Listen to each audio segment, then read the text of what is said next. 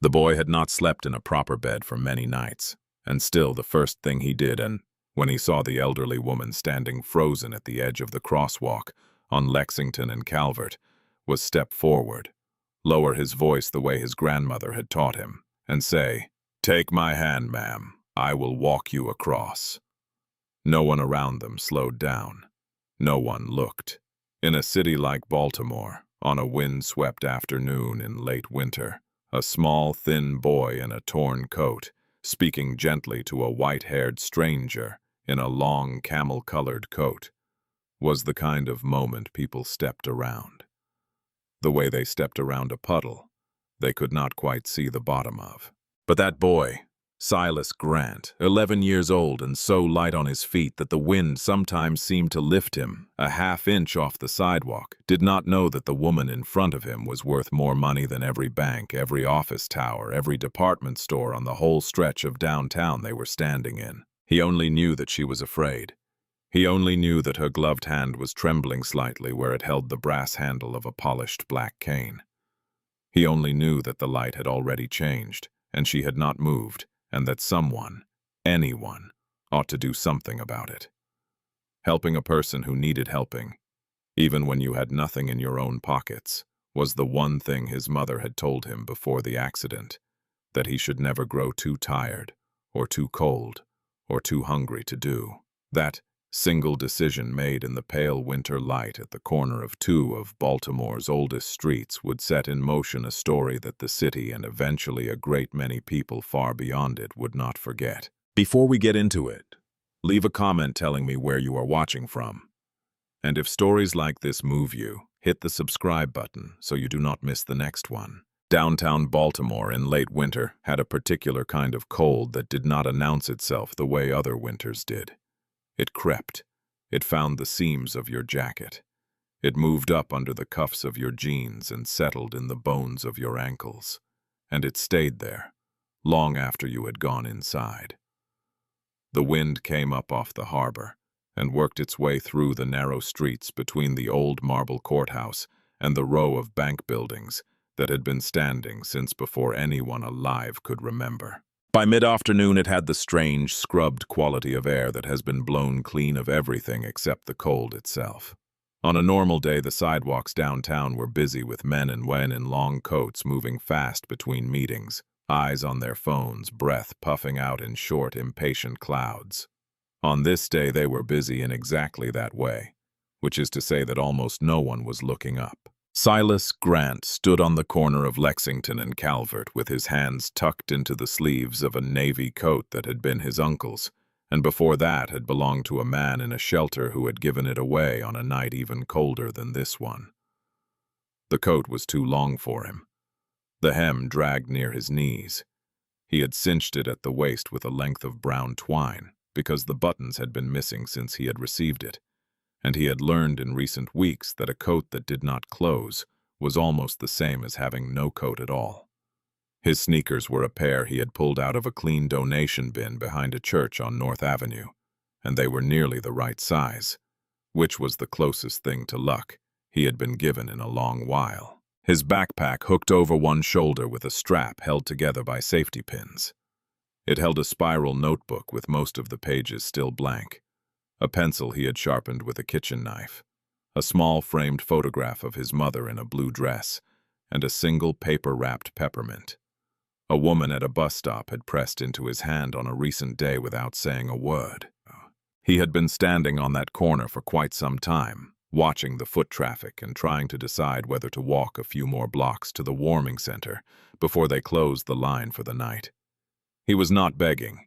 He had tried that exactly once on his second day alone, and he had found that he could not bring himself to lift his eyes to the faces of the people passing him. And so he had spent 2 cold hours staring at the toes of his sneakers with his hand half raised and his throat closed, and had not received so much as a glance. Begging was not for him. He understood that now.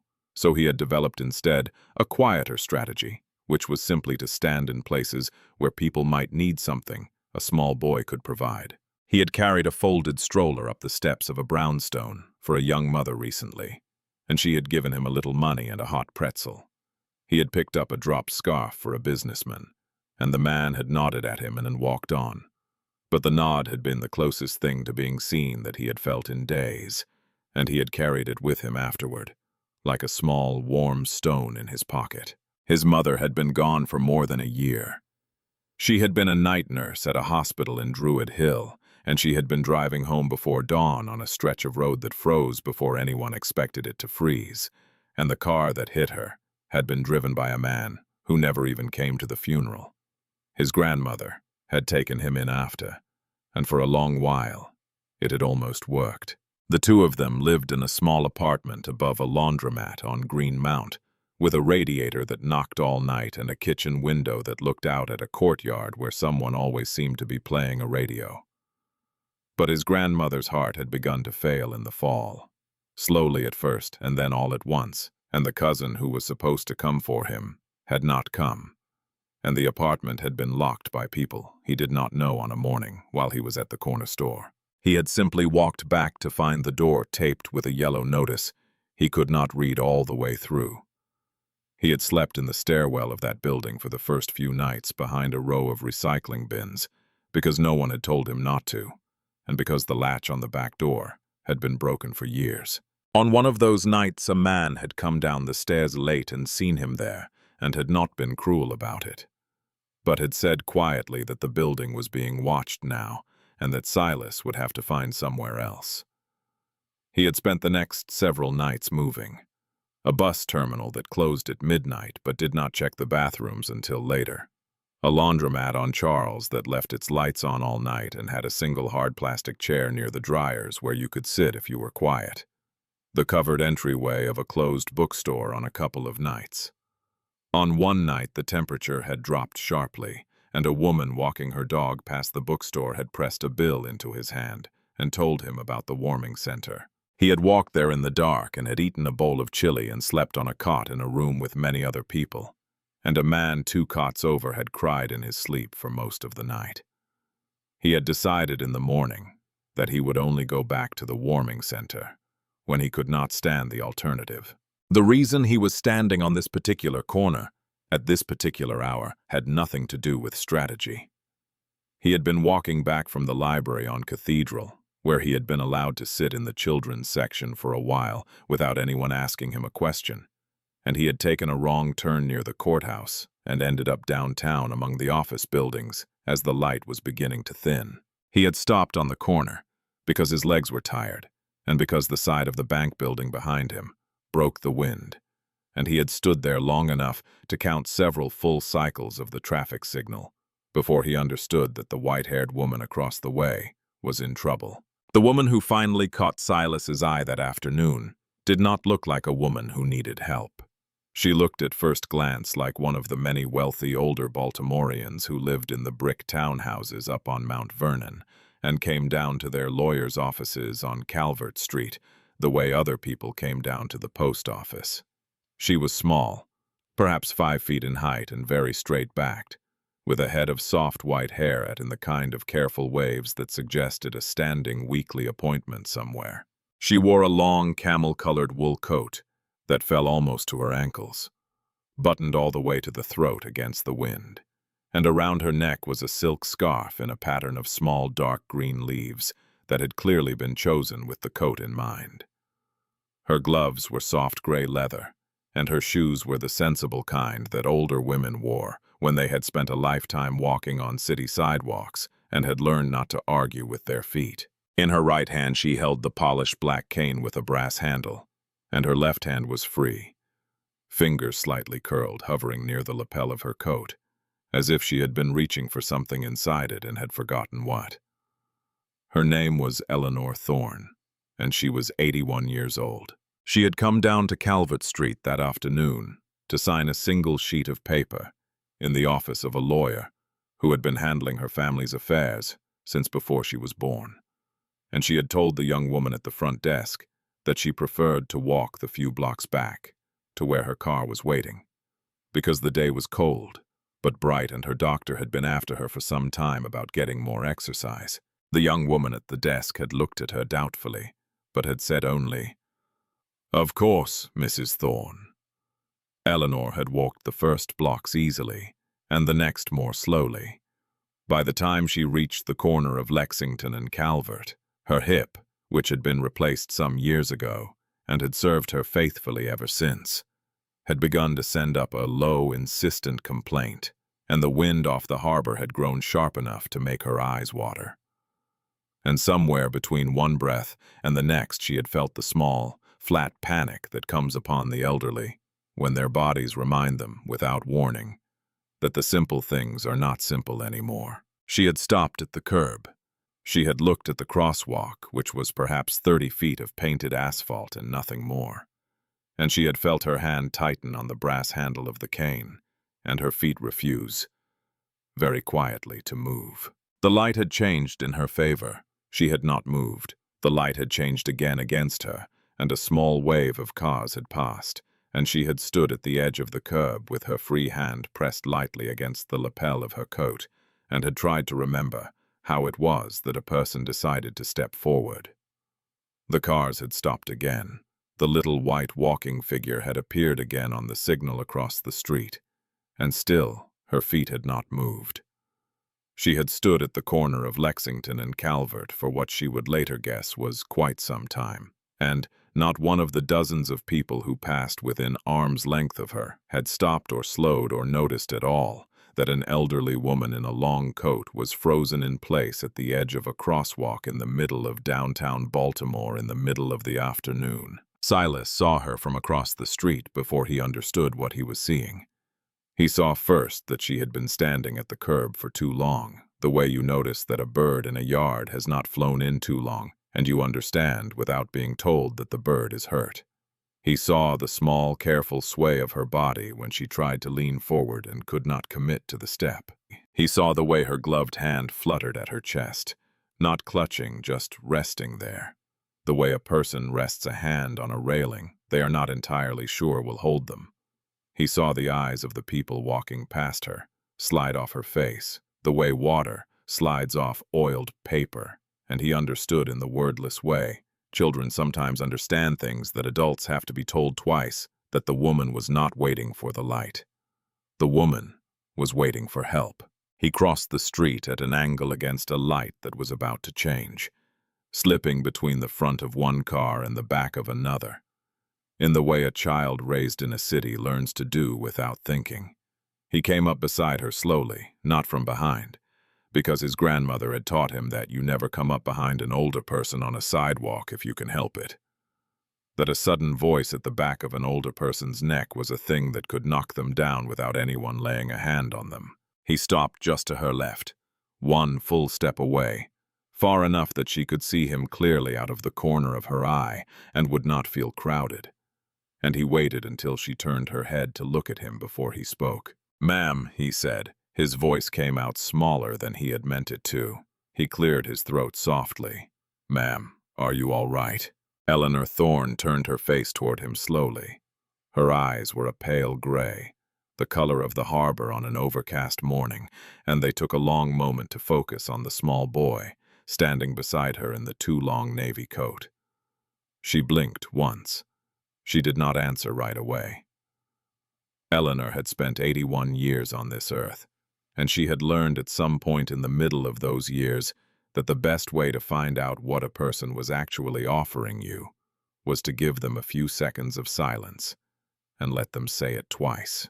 "I'm all right," she said finally, and her voice was lower than her small frame suggested, with the soft, fraying edge that came to certain voices in their 80s, only a little slower than I used to be. "Yes, ma'am," Silas said. He did not argue with her. His mother had taught him that you did not argue with grown people about how they were doing, especially older people, because they had their pride, and their pride was sometimes the only warm thing they had left to wrap around them. He looked at the crosswalk. He looked back at her. He looked down at the polished black cane and at the gloved hand wrapped around its handle, and he could see very faintly the small tremor in her fingers that she had been trying to hide. He took a breath. "Ma'am," he said, "if it is all the same to you, I am going across this street anyway, and I would not mind walking with you. The wind has been pushing me around all afternoon, and I think two of us might do better than one." It was a small, gentle lie, the kind his grandmother had called a kindness wearing a coat. And Eleanor Thorne recognized it for exactly what it was. Something at the very corner of her mouth lifted, the smallest possible amount, the way the curtain at a window lifts in a draught you did not know was there. She looked at the boy properly for the first time. She saw the navy coat that was too large for him, and the brown twine knotted at the waist. She saw the thinness of his wrists where they came out of the sleeves. She saw, more than anything, the careful steadiness of his eyes, which were dark brown and had a quality she had not seen in a child's eyes in a very long time, the quality of someone who had learned to look at the world without flinching. "I think," Eleanor said slowly, "that two of us might do better than one." She lifted her left hand, the free one, away from the lapel of her coat and held it out. Silas stepped forward and took it. Her glove was cold to the touch on the outside and warm on the inside. Where her hand was, and her fingers, when they closed around his, were thinner than he had expected and steadier than he had feared. "Take your time, ma'am," he said softly. "There is no hurry. The light will come around again." They stood there on the curb together. A small black boy in a coat held shut with twine, and a small white-haired woman in a coat that had been tailored for her in a shop on Charles Street more than 30 years ago. And they waited for the little white figure to appear on the signal across the way. When it did, Silas did not pull. He did not lead. He simply shifted his weight forward, the way a person shifts when they were about to step off a curb, and he let her feel that shift through the joined hands, and he waited for her to step with him. She stepped. Her cane came down on the asphalt with a soft, certain tap. Her other foot followed. They were walking. The crosswalk at Lexington and Calvert is not a long crosswalk by the standards of downtown Baltimore. A healthy person can cross it in less than a minute. It took Eleanor Thorne and Silas Grant noticeably longer. He matched his stride to hers without seeming to. He kept his free hand cupped slightly behind her elbow, not touching, just there, the way his grandmother had shown him how to walk an elderly aunt to the table at Thanksgiving when he was a small boy. He kept his eyes forward and to the left, watching the cars at the light, watching the impatient front bumper of a delivery van whose driver was tapping his thumb on the steering wheel and looking at his phone. The driver glanced up once and saw the two of them in the middle of the crosswalk. And Silas saw the man's face change from impatience to something softer in the space of a single blink. The driver lifted his hand slightly off the wheel in a small acknowledging gesture, a kind of permission he had no authority to grant, but offered anyway. And Silas nodded at him through the windshield without breaking his stride. Halfway across, Eleanor spoke. She did not look at him when she did. She spoke the way people sometimes speak when they are concentrating, very hard, on something else. "What is your name, young man?" "Silas, ma'am. Silas Grant." "Silas!" She tested the name the way she might have tested a step on an old staircase. A prophet's name. A small one, but a prophet's name. "My mother chose it, ma'am." There was a pause of several steps. Eleanor had heard in her 81 years more sentences spoken by more people than she could ever recount. And she had developed somewhere along the way a fine ear for the sentences that carried more weight than their words. The phrase, "my mother chose it," with no verb of present action attached to it, with no "she always says" or "she likes that," told her almost everything she needed to know about who was holding her hand. She did not press. She filed the knowledge away the way she had filed many other small heavy facts over the course of her life, and she kept walking. They reached the far curb. The cane came down. Silas waited until she had her balance, and then he stepped up onto the sidewalk and held her hand steady while she stepped up after him. She made a small sound of effort as the hip complained, and then she was up and the two of them stood on the corner of Lexington and Calvert on the opposite side of the street from where they had started, and a thin, watery sunlight broke briefly through the clouds overhead and laid itself down on the sidewalk in a pale rectangle at their feet. "Thank you," Eleanor said. "Yes, ma'am," Silas said. He began to release her hand the way you let go of a small bird you have been carrying back to a nest. slowly and with a kind of formal care. And Eleanor felt the release coming, and tightened her fingers very briefly, not to hold him, only to make him pause. He paused. She looked at him. "May I ask you another favor, Silas?" "Yes, ma'am. My car is parked a couple of blocks from here on the corner of Saratoga and Calvert. My driver is waiting for me. I am embarrassed to say that I am not entirely sure my hip will carry me those blocks on its own this afternoon. I would consider it a personal kindness if you would walk those blocks with me as well." Silas did not hesitate. He did not look at the sky. He did not glance at the warming center sign that he could just barely see a few more blocks the other way, where the line would be starting to form. He looked at her face and he said, "Yes, ma'am, I will walk with you." They began to walk more slowly now, the joined hands swinging just slightly between them. Eleanor did not lean on him. She had her pride and she had her cane, and she had walked the streets of this city for many years on her own 2 feet, but she kept his hand.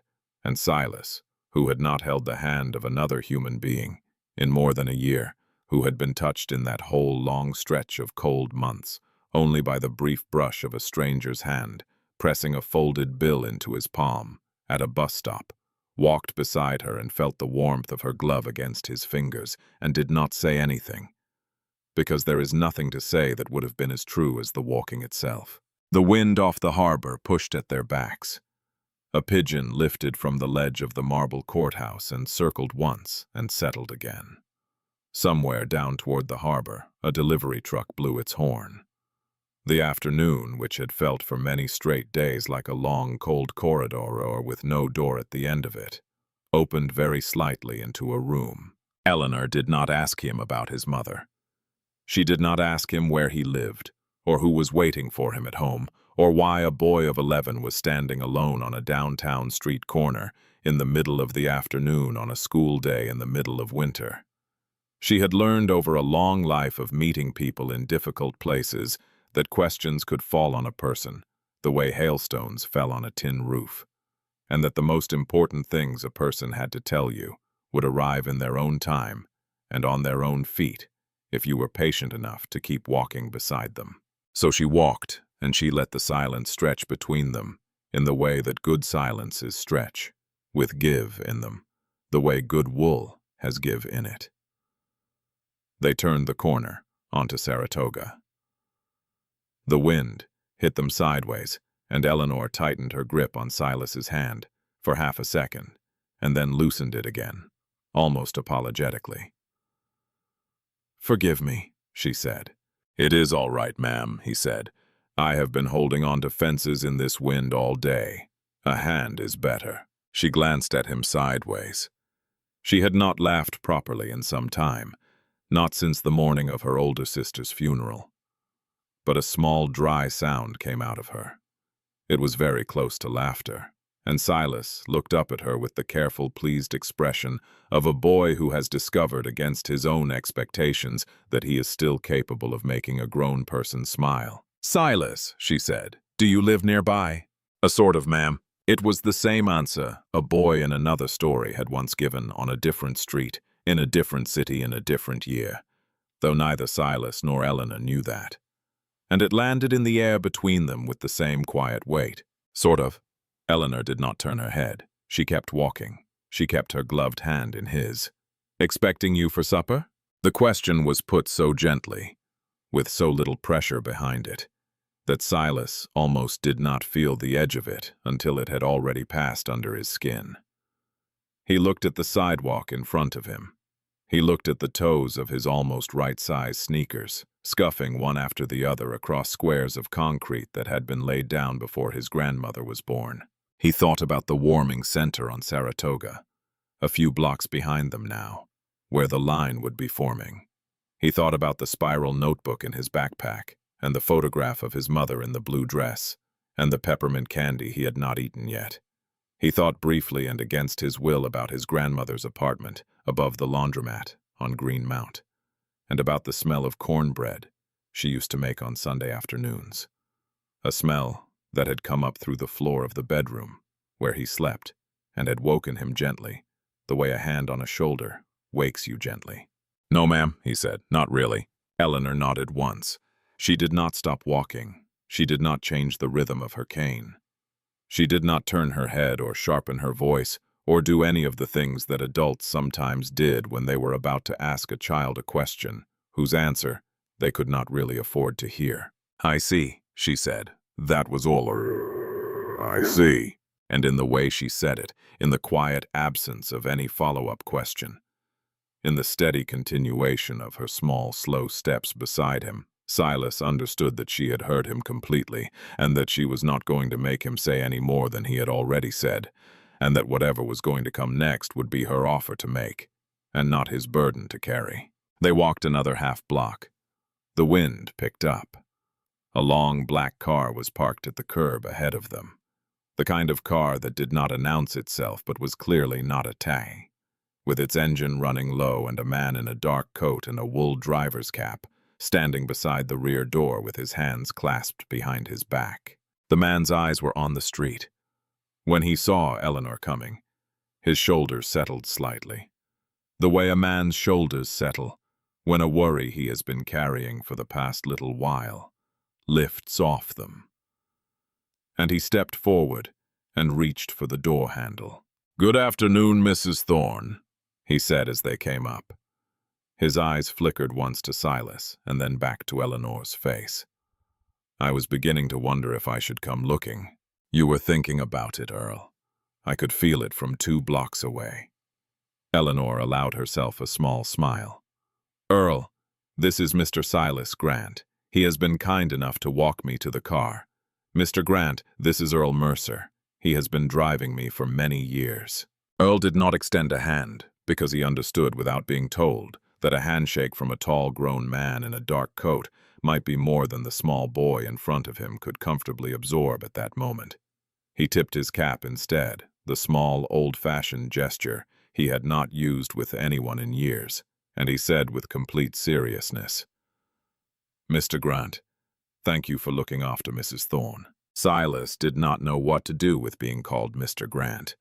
No one had ever called him Mr. Grant. Teachers had called him Silas. His mother had called him Silas and sometimes baby boy.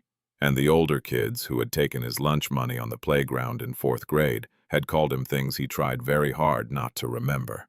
Mr. Grant was a name that belonged to a grown man, a man with a job and a desk and a safe who packed his lunches, and it landed in his chest with a strange, warm weight that he did not yet have words for. "Yes, sir," he said quietly. It was the only response he could think of that felt right. Eleanor released his hand.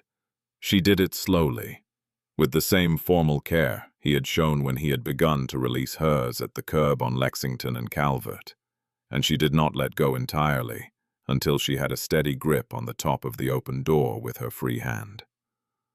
She turned to face him on the sidewalk.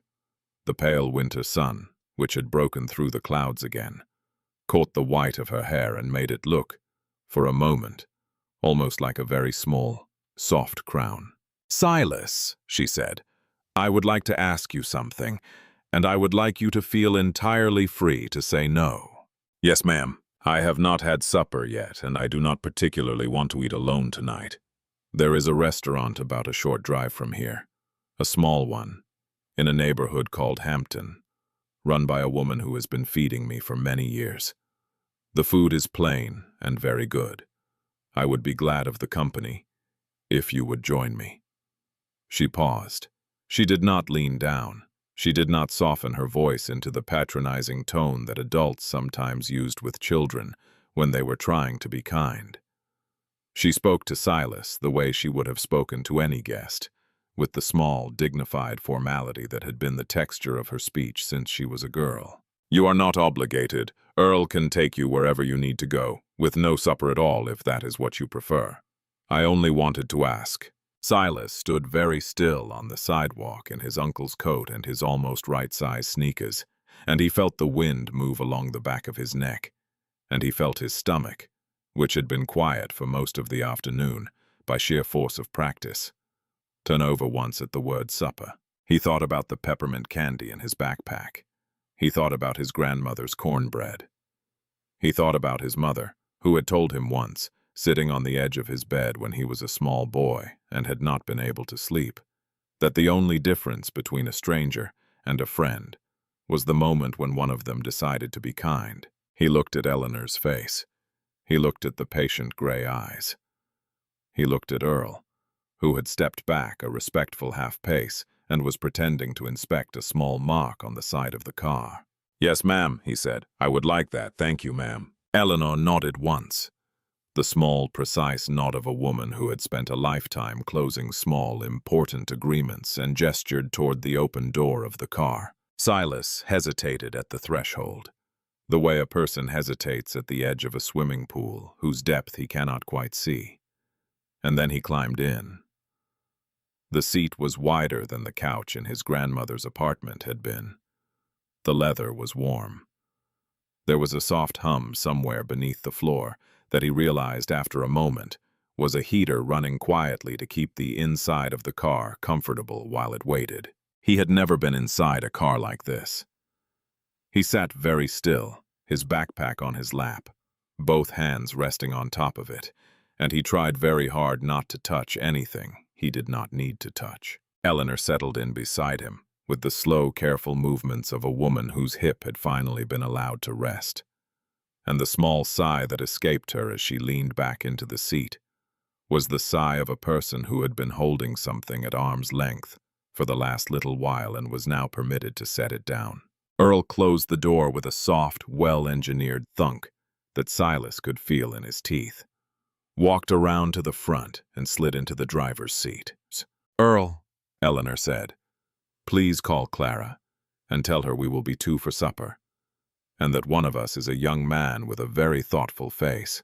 "Yes, ma'am," Earl said. He glanced once into the rearview mirror, met Silas's eyes, and gave him a small, reassuring smile that did not require any words. The car pulled away from the curb. The streets of downtown Baltimore slid past the windows in a way Silas had never seen them slide from the back seat of a car like this. The broken sidewalks did not bite at his sneakers. The wind could not find the gaps in his coat. The strangers on the corners did not look through him. The neighborhood he had been walking for many days became very briefly a place he was simply passing through. He watched the buildings go by. He pressed one finger very lightly against the cold glass of the window and then took it away. They drove north through the long stretch of brick row houses on Charles Street, past the marble lions outside an old hotel, past the spires of an Episcopal church whose name Silas could not pronounce, but which his mother had once pointed out to him on a bus ride years ago. They drove past the green expanse of the Johns Hopkins campus, where students in long wool coats hurried along brick paths with stacks of books pressed against their chests. They turned west into a neighborhood of older houses and narrower streets, and the buildings began to lean toward each other, in the close, familiar way of old Baltimore, with marble steps in front of each door, scrubbed white by generations of women with bristled brushes and pride. When they reached Hampton, it did not look like any neighborhood Silas knew. The streets were narrower than downtown, but they were brighter somehow, with strings of yellow bulbs hung between buildings on the main avenue, and small shop fronts whose windows glowed warm against the gathering dusk. There was a hardware store with a wooden sign that had been hand-painted by someone who clearly enjoyed painting signs. There was a record store whose front window held a row of old vinyl albums, propped up against a faded velvet curtain. There was a bakery whose lights had just come on for the evening, and whose chalkboard sidewalk sign read in someone's careful cursive, "Soup tonight, tomato bread, still warm." Earl pulled the car to the curb in front of a small storefront, wedged between a flower shop and a tailor's. The sign above the door, painted in modest cream-colored letters on a deep green background, read simply, "Clara's." There was no menu posted in the window. There were no reviews. There was only a small wreath of dried lavender on the door and a single warm light burning behind the glass. Earl came around and opened the door for them. Eleanor stepped out first, slowly, with the cane finding the sidewalk before her foot did. Silas followed. The wind in Hampton was less than the wind downtown, blocked by the closeness of the buildings, and the air smelled even on the sidewalk of something warm and yeasted and almost sweet. The bell above the door of Clara's gave a soft brass chime as Earl held it open. The inside of the restaurant was small and warm and smelled like bread that had been baking slowly for hours. There were perhaps 10 tables, each one covered with a plain white cloth, each one set with simple white plates and heavy silver that looked as if it had been polished by hand. The walls were painted a soft cream, and there were framed photographs hung in mismatched frames along one wall. Photographs of a young woman in a kitchen, of a man holding a small girl on his shoulders, of a wedding party standing in front of a stone church somewhere with mountains behind it. A woman in her 60s came out from a swinging door at the back of the room, wiping her hands on a clean white towel. She was tall and broad-shouldered, with iron gray hair pulled back into a loose bun, and a face that had clearly spent a great deal of its life laughing. When she saw Eleanor standing inside the door, she made a small sound of pleasure that came from somewhere deep in her chest and crossed the room with her arms already opening. "Eleanor," she said, taking both of her hands, "it has been some time. I was about to send a man to your house to check that you were still breathing. Forgive me, Clara, the doctors have been keeping me on a short leash this winter." "The doctors should mind their own business." Clara said it firmly, but she was smiling. She turned then and looked down at Silas, who was standing half a step behind Eleanor, with his backpack clutched in front of him like a small shield. Clara's face did not change in any sudden way. She did not gasp or coo or do any of the things adults sometimes did when they noticed a child who looked the way Silas looked. She simply lowered herself slowly until her eyes were level with his. And she said with the same warm directness she had used with Eleanor, "And you must be the young man with the thoughtful face. I am Clara. This is my restaurant. You are very welcome here." "Thank you, ma'am," Silas said. "I am Silas." "Silas." She repeated the name slowly, the way Eleanor had done on the crosswalk, as if the name deserved its proper weight. "A beautiful name. Are you hungry, Silas?" He hesitated. He had been taught in recent days not to admit to hunger in front of people who did not know him, because hunger admitted out loud was a thing that made adults uncomfortable, and uncomfortable adults made decisions that did not always end well for small boys. But Clara's face was patient, and Eleanor was standing quietly behind him, and the smell of the bread was so strong and so good that he could feel it in his throat. "Yes, ma'am," he said. "I think I am." "Understood. Then we have already done the most important part." She led them to a table near the front window, where the last of the late afternoon light came in soft and pale through the glass, and she pulled out a chair for Silas, with the same formal courtesy she would have shown a senator. He sat. The chair was solid and warm, and creaked very faintly under him, the way good old chairs do. Clara disappeared back through the swinging door, and a moment later, a young woman in a long apron brought a basket of bread to the table, still warm from the oven, with a small dish of softened butter and another of dark green olive oil. Eleanor settled herself across from Silas with a quiet sigh. She set her cane carefully against the side of the table, where it would not fall.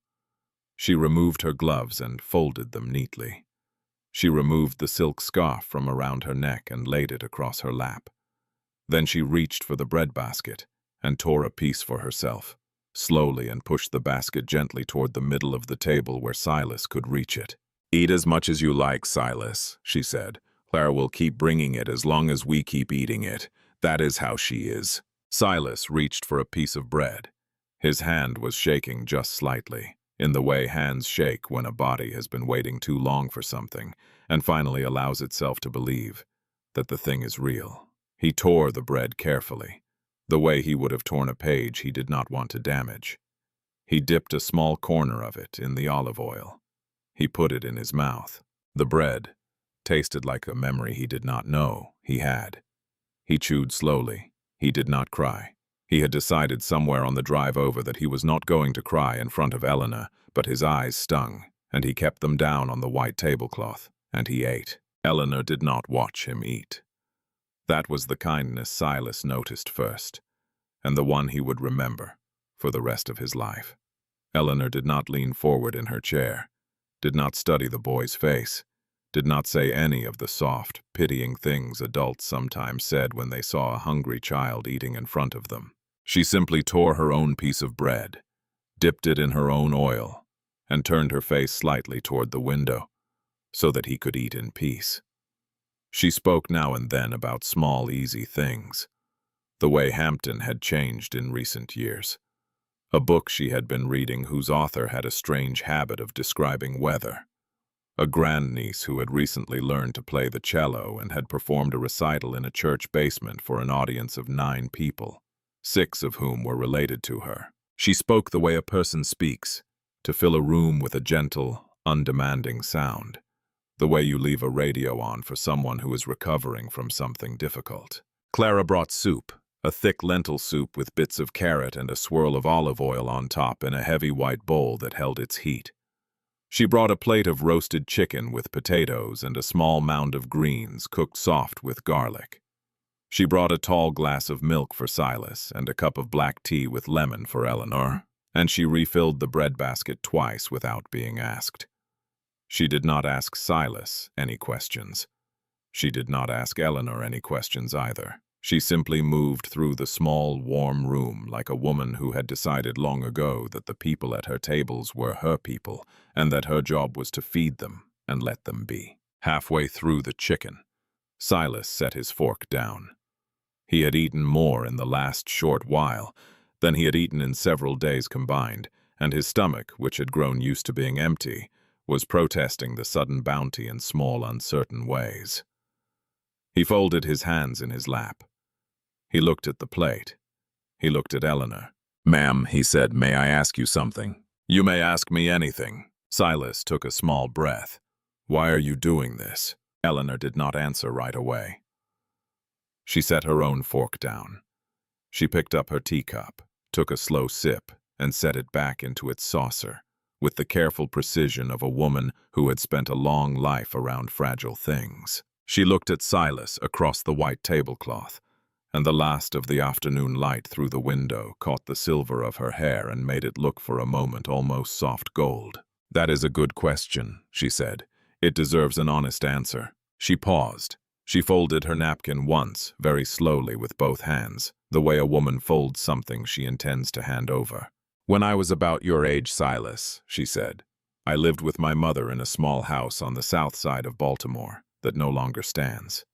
The neighborhood is gone now, paved over for an interstate. But in those years, it was where the steel workers lived, the people who worked at the mill down on the harbor. My father was one of them. He had been killed in an accident at the mill when I was very young, and my mother had taken in laundry to keep the 2 of us fed." Silas did not move. She went on. "There were winters, more than one of them, when my mother and I ate the same supper every night for several weeks running because rice and a single onion was what we could afford. My mother was a proud woman. She never told anyone how thin our table had become. One afternoon in winter, very much like this one, I was walking home from school, and I slipped on a patch of ice on the corner of Hanover Street, and I fell so hard that I split open the skin on my chin and could not seem to get back up." She touched her own chin once lightly with the tip of one finger. A small, thin scar ran along the underside of it, almost invisible. A woman was walking on the other side of the street. A stranger. She crossed over to me. She knelt down on the ice. She pressed her own clean handkerchief against my chin, and she walked me the few blocks to my house. And when my mother opened the door and saw me there, the woman did not say anything except that she lived just around the corner and that she had been raised where she came from to walk a child home if a child was bleeding. Eleanor looked at Silas steadily across the table. Her name was Mrs. Baranski. My mother and she became friends for many years until I left for college. Mrs. Baranski brought a covered dish to our house every Sunday afternoon. She would not let my mother refuse it. She always said she had cooked too much and there was no one at her own table to eat it, and she would be insulted if it went to waste. We knew she was lying every Sunday. For many years my mother never said so, and Mrs. Baranski never said so. And that lie was the thing that kept the two of us alive. She let the silence sit for a moment. "You did for me today, Silas," Eleanor said, "what Mrs. Baranski did for me a long time ago. So I am doing for you what she did for me." Silas was very still. He looked down at the white tablecloth for a long time. The story had landed in him in a place that did not yet have words for what it was feeling. He thought about a young Eleanor Thorne who had once been a small girl named Eleanor on a sidewalk in Baltimore, bleeding from her chin and unable to stand up. He thought about a woman named Mrs. Baranski, whoever she had been, who had crossed a street on a cold afternoon and pressed her clean handkerchief against a child's face, and had carried that small kindness forward into many years of Sunday suppers. He thought about his own mother, who had said to him once on a hot August evening sitting on the front stoop of the apartment on Green Mount, that the world was held up not by strong people, but by gentle ones, and that the gentle ones were almost always small, and were almost always tired, and were almost always doing it anyway. He had not understood her then. He thought he might be beginning to understand her now. "Ma'am," he said, and his voice was very small, "I do not know how to say thank you for this." "You do not have to," Eleanor said. "You already did at the curb." They finished their meal slowly. Clara brought a small dish of bread pudding for Silas without being asked, with a thin pour of warm cream over the top, and Eleanor did not protest. The light through the window deepened from pale gold into the soft slate blue that comes just before evening, and the other tables in the restaurant began to fill with quiet people in coats. Neighbors and regulars who nodded to Clara and to Eleanor as they passed, and who did not stare at the small boy in the too large coat sitting at the table by the window. Silas ate the bread pudding one careful spoonful at a time, making it last the way he had learned to make small good things last. He did not finish it. He set the spoon down with one bite still in the bowl because he had read somewhere a long time ago that this was what polite people did at the homes of strangers, and he had been holding on to that small piece of information for years against a moment he had never expected to come. When the meal was over, Eleanor settled the bill with Clara in a way that Silas did not see. Because Eleanor had a particular skill for handling money, in a manner that did not turn the evening into a transaction, Clara walked them to the door. She bent down to Silas's height again, and she said, "You come back any time, Silas, with Eleanor or without. You tell whoever is at the door that Clara is expecting you, and there will always be a plate." "Yes, ma'am," Silas said. "Thank you, ma'am." Outside, the air had grown colder, but it did not bite the way it had earlier in the afternoon. Earl was waiting beside the car with the same calm patience he had shown on Calvert Street, and he opened the rear door without a word. Eleanor paused on the sidewalk before getting in. She turned to Silas. "I'm going to ask you one more thing tonight, Silas, and again, you are free to say no." She looked at him carefully. "Earl and I are going to drive home now.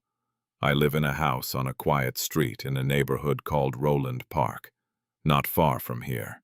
It is a house with more rooms than any one old woman needs. There is a small guest room on the first floor, with a bed that has clean sheets on it, and a bathroom of its own, and a door that locks from the inside. There is a woman named Doris, who has worked for me for many years and who lives in a small apartment over the carriage house behind the main house. She is the kindest person I have ever met, which is saying a great deal. I would like to offer you that room for tonight, and for as many nights as you need, while we figure out together what comes next. You would not be a guest who has to earn his keep. You would be a young man under my roof, and you would be safe there." She paused. She did not lean down. She did not soften her voice. "You may say no, Silas. Earl will take you anywhere you ask him to take you. I will not be hurt and I will not be offended. But I am 81 years old and I have learned that some offers, when they come, should be made plainly, so I am making it plainly." Silas stood on the sidewalk outside Clara's restaurant in his uncle's coat and his almost right-sized sneakers. And he looked up at the small white-haired woman in the long camel-colored coat.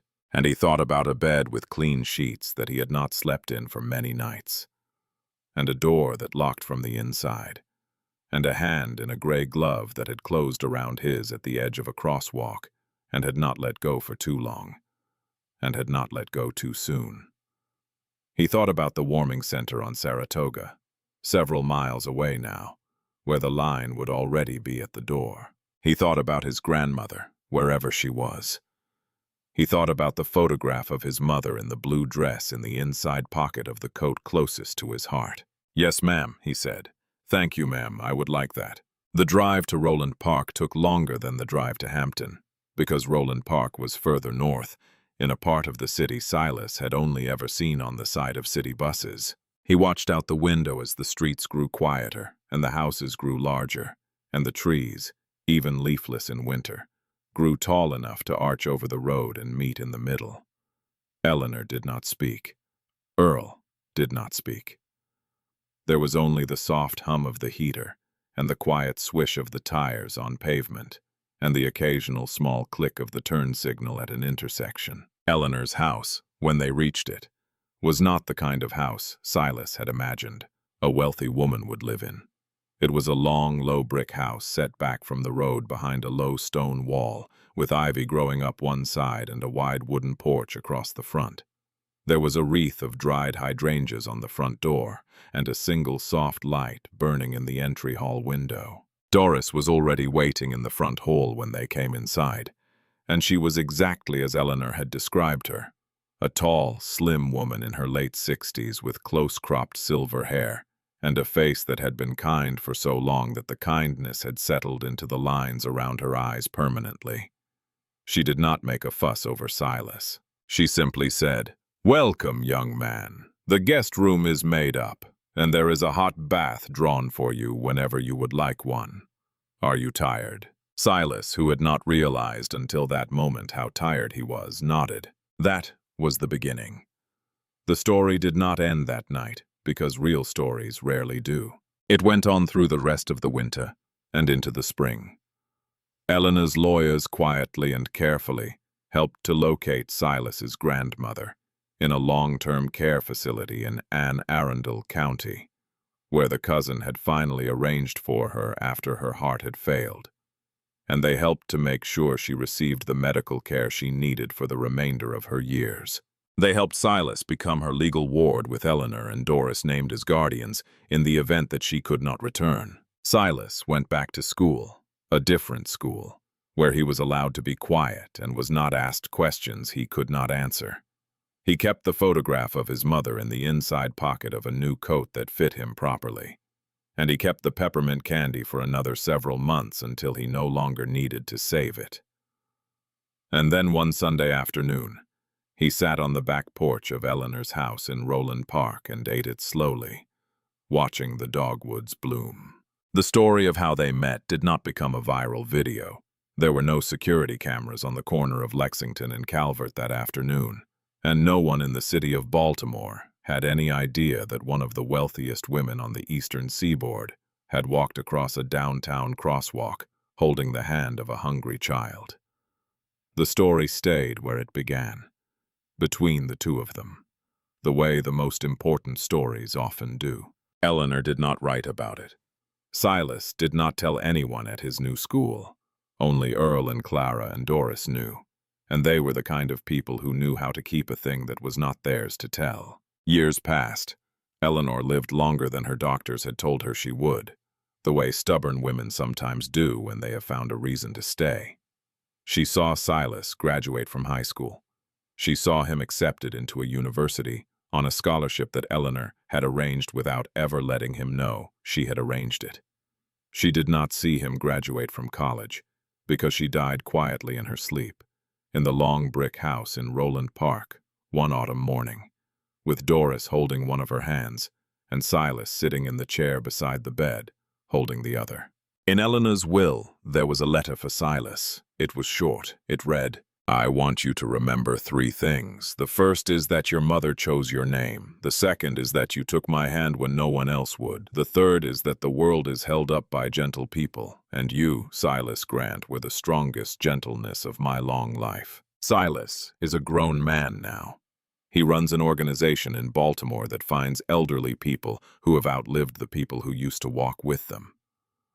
People whose children have moved away and whose friends have died, and pairs them with neighbors and volunteers who walk with them to the grocery store, to the pharmacy, to the corner where the bus stops, to wherever it is that they need to go but cannot quite manage to go alone anymore. He named the organization after a woman in South Baltimore he never met. He calls it Baranski House. There is a small plaque on the wall just inside the front door of its office on Calvert Street, a few blocks from the corner of Lexington, where the whole story began. The plaque is plain brass. It reads in simple block letters, "Take my hand. I will walk you across." If this story touched your heart, leave a comment telling me what part stayed with you, and subscribe for more stories of quiet kindness and second chances. Thank you for being here.